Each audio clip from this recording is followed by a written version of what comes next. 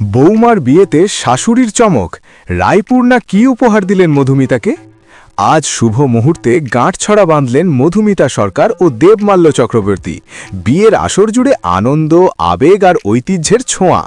ভোলে বাবা পার করেগা সিরিয়ালে ঝিলের শাশুড়ি রায়পূর্ণা আজ বাস্তবের বিয়েতেও যেন একেবারে পরিবারের মানুষ।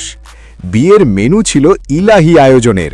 শুরুতে ফিশ রোল, গ্রিন চাটনি আর স্যালাড।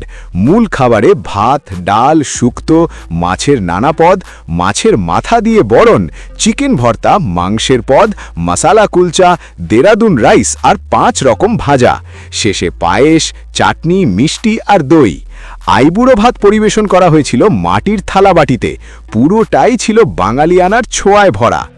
এই আনন্দের মাঝেই বৌমার জন্য বিশেষ উপহার নিয়ে এগিয়ে এলেন পর্দার শাশুড়ি রায়পূর্ণা। তিনি মধুমিতাকে উপহার দেন একটি দামি ব্র্যান্ডের মেকআপ সেট।